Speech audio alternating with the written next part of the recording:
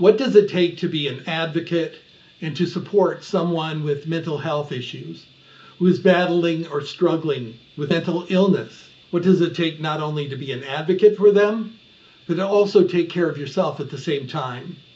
Today on Leading Emotional Health. Now this video is going to be in parts. I'm going to set context for this. And then I'm going to actually go through what strategies that you need to use to be a successful advocate and support for someone who is struggling with mental illness.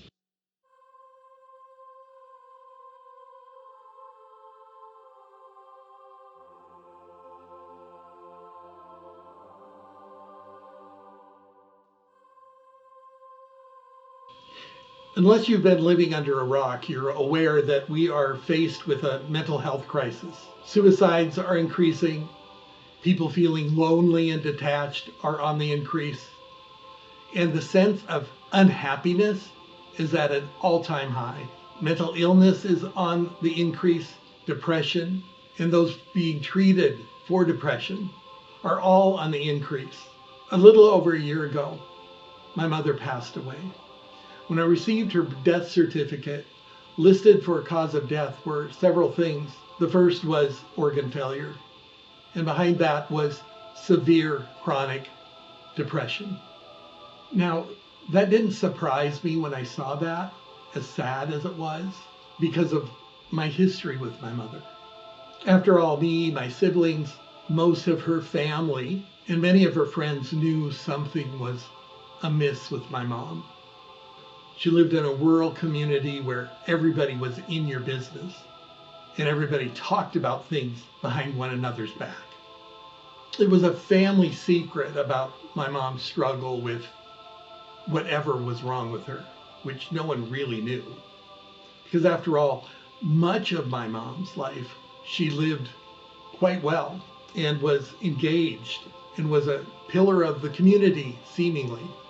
But behind closed doors, and people who were most intimate with her, things were not going well. What exactly was wrong with my mom became more evident, of course, the older I got, because being born in it is something that is normal to you. It's just, everybody must live this way. If my mom is doing these things, other mothers probably are as well. The first indication that my mother was suffering from something occurred to me in my mid-20s when I was diagnosed with chronic migraine. During that time, I met with a psychotherapist that specialized in biofeedback. During that consultation, the doctor asked me how long I had been experiencing migraines. Well, I said I didn't know. I was quite young. And that I remembered that I was probably around 5 maybe when I told my mom my head hurt so bad I just wanted to tear it off or something like that. And that my mom had beat me for talking so stupid. The doctor looked at me and said, "I'm so sorry." And I said, for what? And he said, "For being beat when you were already in pain." It just didn't compute. It wasn't an experience that I thought was abnormal. But I tucked it in the back of my head that, was there something wrong with that? In retrospect, as I started to think about it starting then, and years went by as I got more embroiled in her treatment and her care, I recognized that what was going on with my mother had never been treated, had never been properly diagnosed. Her behavior tended to be episodic if you started to really dissect it.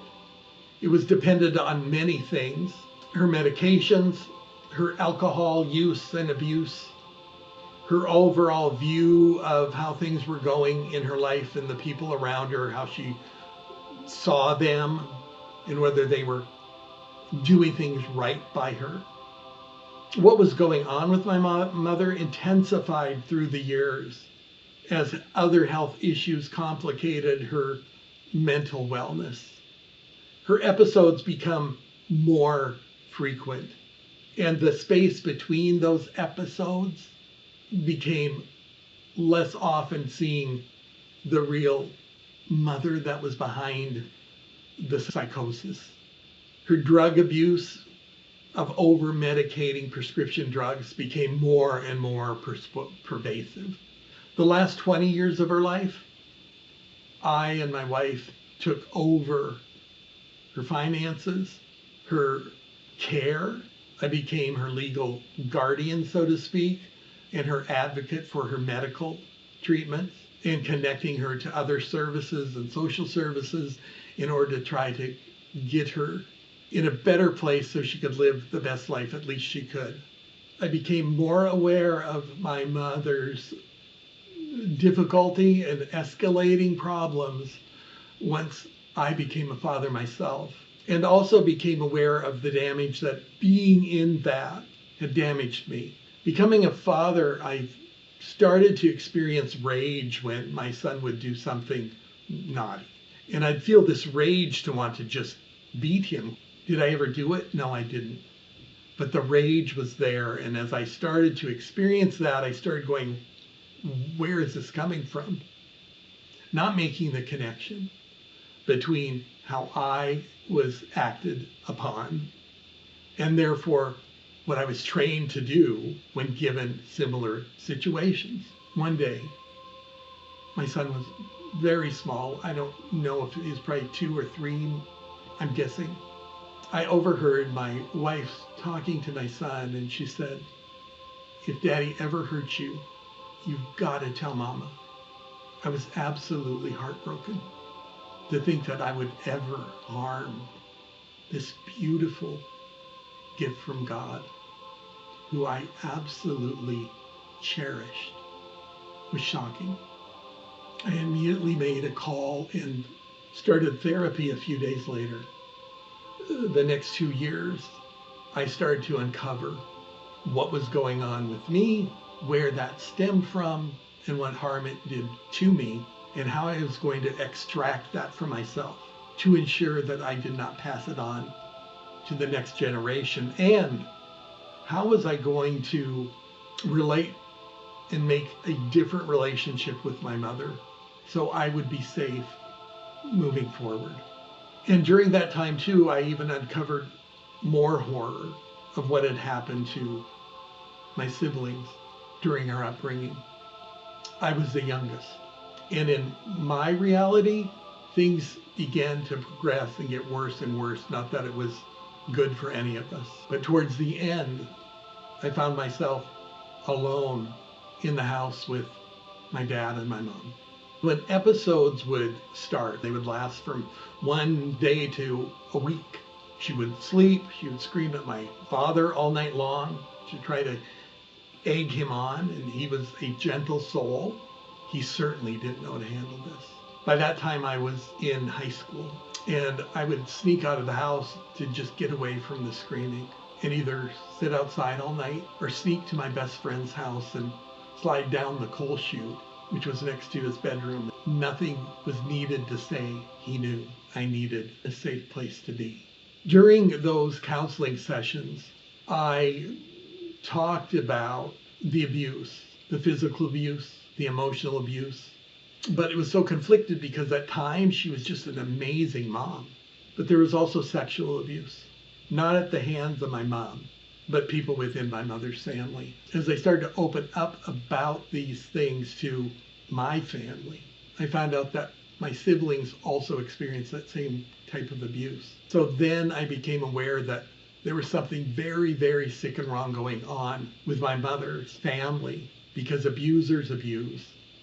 So what had happened to my mother, and who did what to my mother and to her other family members to make this so pervasive?